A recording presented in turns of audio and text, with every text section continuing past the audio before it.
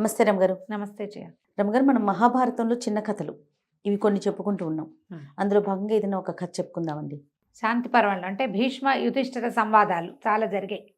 ఆయన అంపశయ్య మీద ఉన్నప్పుడు రోజు ధర్మరాజు వెళ్ళేవాడు ఆయన కలవడానికి. వెళ్ళినప్పుడల్లా రాజకీయపు సలహాలు, ఎట్లా మనం సామ్రాజ్య పాలన ఏ రకంగా చేయాలి అలాంటి విషయాలు కొన్ని, తర్వాత అసలు జీవితానికి ఉపయోగపడేవి కొన్ని ప్రశ్నలు, అట్లా కొన్ని ప్రశ్నల్లో భాగంగా ఆయన అడిగాడట. ఇప్పుడు సహాయకులు, రాజుకి సహాయకులు ఉండాలి ఖచ్చితంగా. ఒక ప్రభుత్వం నడపాలంటే కావద్దు, మరి ఒక పెద్దవాడు, ఒక నాయకుడికి ఎలాంటి వాళ్ళు ఉండాలి. ఇప్పుడు మామూలుగా గుంపుకి నాయకత్వం వేరు, సామ్రాజ్యాధికారం వేరు. అప్పుడు సహాయకులు సరైన వాళ్ళు, కులీనుడైన వాళ్ళు దొరకకపోతే నీచ కులజుల్ని కూడా తీసుకోవచ్చా అని అడిగాడు. అంటే ఈ ప్రశ్నని ఆ కాలపు ప్రశ్న కదా, ఈ కాలానికి మనం ఎట్లా అన్వయించుకోవాలి దాన్ని, ఏమనాలి, మంచి ఎడ్యుకేషన్, చాలా హైలీ ఎడ్యుకేటెడ్ లేకపోతే కొంతమంది మామూలు వాళ్ళని తీసుకునైనా వీళ్ళని ట్రైనింగ్ ఇచ్చి చేసుకోవచ్చా అని అడిగినట్టు. ఫ్రెషర్ని తీసుకుని ట్రైనింగ్ ఇస్తాం కదా, అవును, ఎక్స్పీరియన్స్ లేకపోతే ఫ్రెషర్ని తీసుకోవచ్చా లాంటి క్వశ్చన్గా భావించాలి దీన్ని. అగ్రకులజులు అంటే ఉత్తమ కులజ సంజాతులు లేకపోతే నీచ కులజుల్ని తీసుకోవచ్చా అని అడిగాడు. చెప్పా కదా, కులం అంటే ఇలా తీసుకోకూడదు, మన కులం కాదు, కమ్యూనిటీ కాదు, వాడి తాలూకు educational qualification, highly qualified, highly experienced లేకపోతే సుమారైన క్వాలిఫికేషన్ ఉండి కొంచెం ఫ్రెషర్ని తీసుకుని వాడినితో పెట్టుకుని నడిపించచ్చా అంటే నడపద్దు అని చెప్పాడట భీష్ముడు. అట్లా నడపద్దు. ఒక ఇంత పెద్ద పాత్ర వహించాలి ఒకడు, ఇంత పెద్ద పాత్రని ఏమనాలి, నడిపించాలి కథ.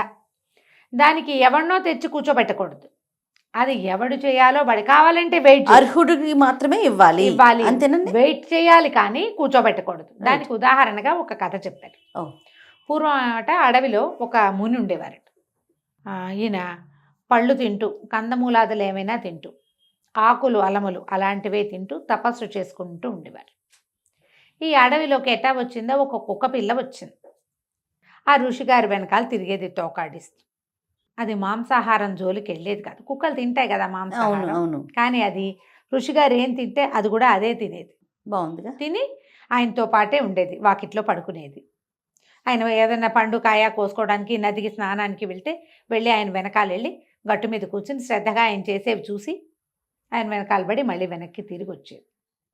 మామూలుగా కుక్కలకి అలా కంట్రోల్డ్గా ఉండటం ఎప్పుడు అలవాటు అవుతుంది, యజమాని మీద అత్యంత భక్తి విశ్వాసాలు తాత్పర్యాలు అవి ఉంటే, లేకపోతే కుక్కలు మీద పడిపోతూ ఉంటాయి. అవును, మీద పడతాయి, నాకేస్తూ ఉంటాయి, కాళ్ళకు అడ్డం పడతాయి. అట్లా కాకుండా ఒక సేవకుడిగా వెనకాల వచ్చి ఆయన చేసేది చూసి మనిషిలాగానే ప్రవర్తించేది కుక్క, బుద్ధిగా ఉండేది దాని వరకు అది. అయితే కొంతకాలం అయ్యాక ఒకరోజు ఆయన మునిగారు లోపల కూర్చుని తపస్సు ధ్యానం చేసుకుంటుంటే, అది ఆయన ధ్యానం చేస్తుంటే వాకిట్లో కూర్చునేది కుక్క. ఒక చిరుతపులి వచ్చిందట అక్కడికి. దానికి ఆహారం దొరకాల. ఈ చిరుతపుల్లు కుక్కల్ని తింటాయి. మనం ఇటీవల కాలంలో చిరుతపుల్లిని ఎదిరించిన కుక్క అని ఇలాంటివి కొన్ని వీడియోలు కూడా చూసాం, సోషల్ మీడియాలో చాలా వైరల్ అయినాయి. ఈ కుక్క వెనకాల పడింది చిరుతపులి.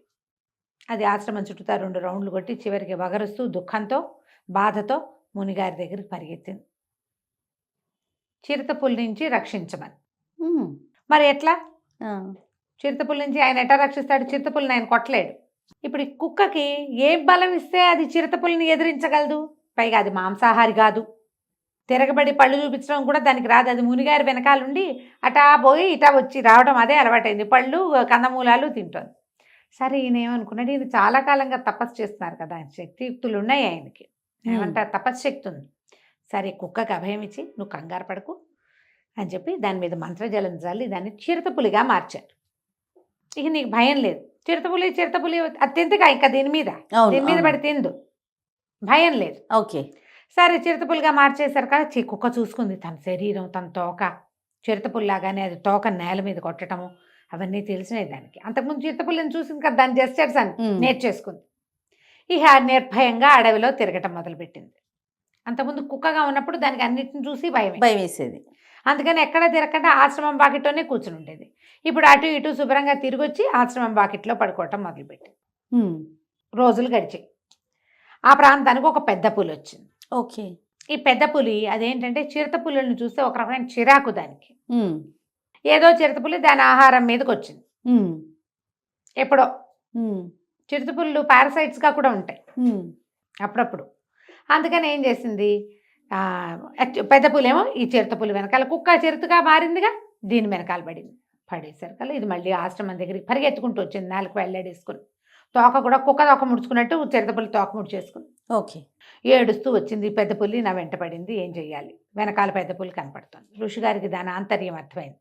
ఈయన ఏం చేశాడు, బాగా ఆలోచించి ఇది చిరుతపులిగా ఉంటే పెద్ద పులుల్ని ఎదుర్కోలేదు అని చెప్పి దీన్ని కూడా పెద్ద పులిగా మార్చేశాడు. ఓ, మార్చేశాడు. బాగుంది. ఆ, అక్కడి నుంచి పెద్ద పులి అయ్యాక ఇంకేముంది, దానికి భయం పోయింది. శుభ్రంగా హాయిగా మాంసాహారం తింటూ దొరికిన దాన్ని పులిలాగానే, పులి కూడా వచ్చేసింది దానికి. అంతే. ఆ, వేటాడుకుంటూ బ్రహ్మాండంగా వేటలు అవి ఆడుతూ బాగా తిని మదించి, కానీ వచ్చి ఆశ్రమం వాకిట్లోనే పడుకునేది. ఉమ్, పడుకునే బుద్ధి మాత్రం పోలా, ముని అదే. ఇంకా సేవించట్లా అది, కానీ వచ్చి ఆయన దగ్గరే ఉంటాం. ఒకనాడు ఏమైంది, ఒక మదగజం, ఒక ఏనుగు వచ్చింది అడవిలోకి. అడవిలో ఏనుగులకి ఉండుండే రట్టు వస్తుంది, దానికి వాటికి తెక్కొస్తుంది కదా, ఆ, ఆ, అది పరిగెత్తుకుంటూ వచ్చి పులి మీద పడింది. పెద్ద పులి పరిగెత్తుకుంటూ వచ్చింది, కుక్క పెద్ద పులి.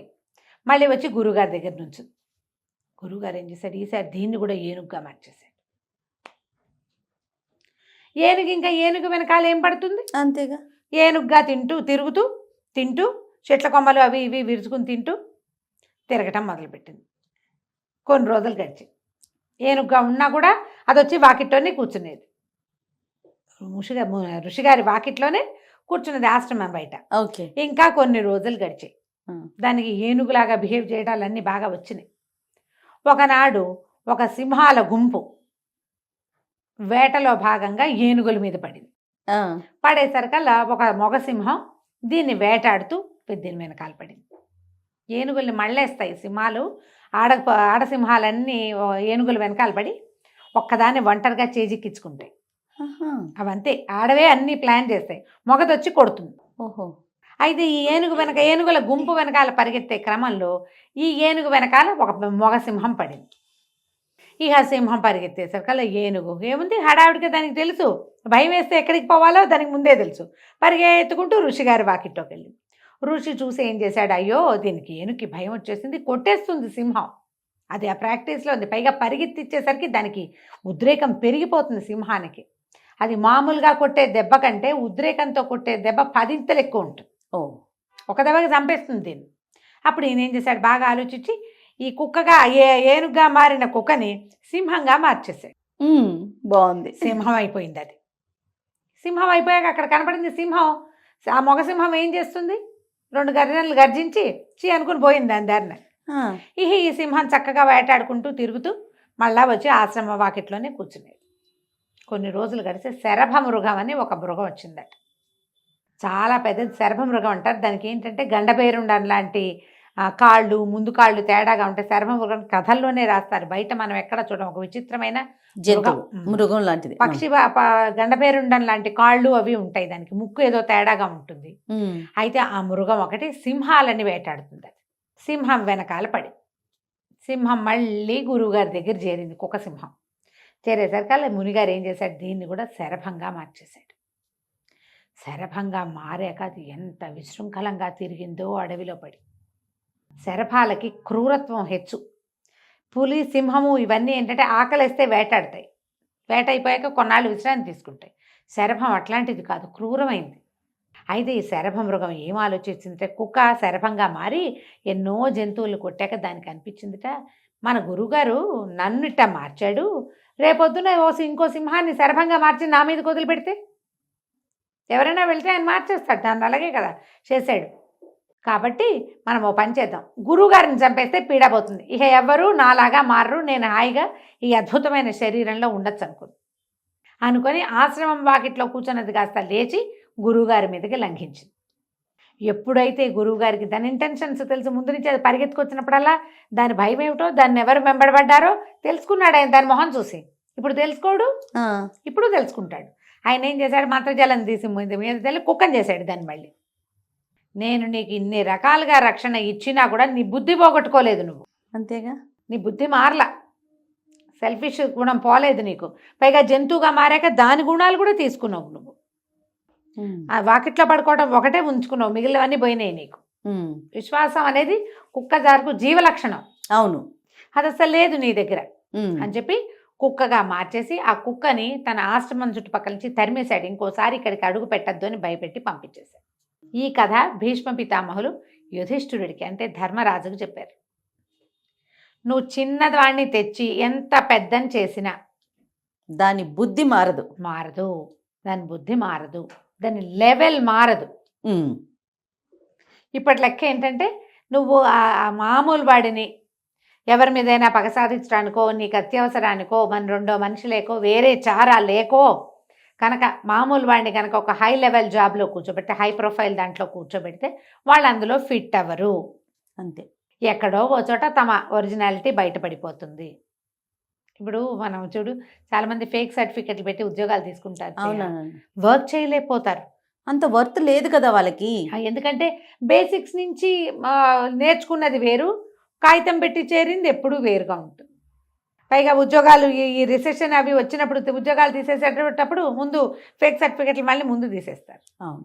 ఎక్స్పీరియన్స్ లేని వాళ్ళని తీసేస్తారు, మార్కులు తక్కువ అలా ఒకటి సెగ్రిగేట్ చేసి తీసేస్తారు కదా, వీళ్ళకి ముందే వస్తుంది పోస్టింగ్.